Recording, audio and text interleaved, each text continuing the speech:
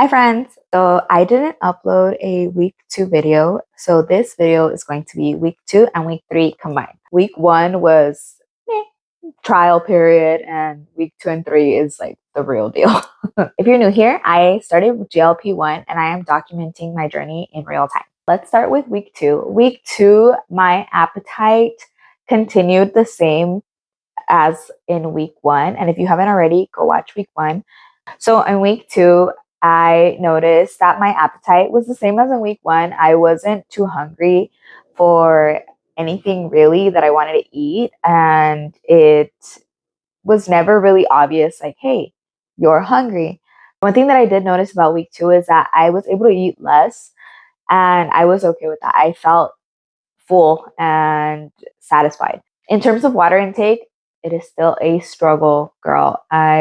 I don't know why I continue to struggle with drinking water, and I know that that's very important. But your girl is still struggling, so I've been using water flavoring to just kind of help me be a little bit more intentional about it.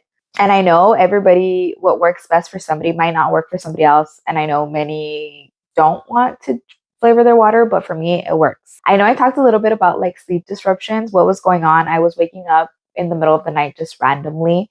And I know that a lot of it could be there was like a vitamin depletion or something like that. I don't know the exact terms. Like I said, each journey is different, but this is my journey. So I did feel like there was something missing, and I don't know what it was.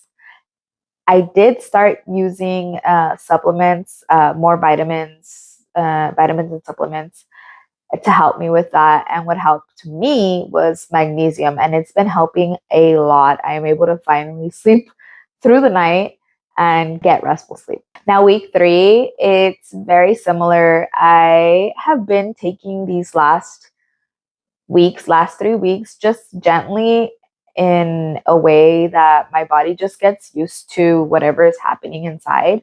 Now, do I really want to dig in deeper these upcoming weeks? For sure, definitely. I want to start exercising. I bought myself a weighted vest and I want to start hitting the gym and doing all the things that come along with it. But I am also just kind of giving myself the grace that I need because I don't want to like dive head first and get burnt out at the end and not even continue doing something that is long term.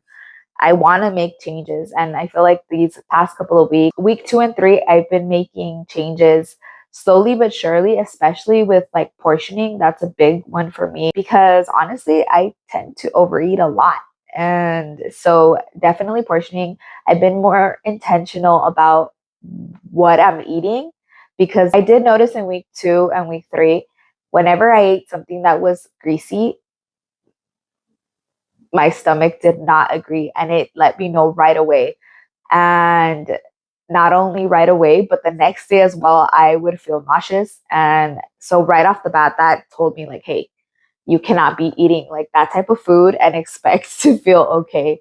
So definitely that helped me out a lot in a way where now I am being intentional about the type of food that I'm eating. If it's less greasy and is more especially protein packed and just has overall like feel good type of food, it'll make me feel good.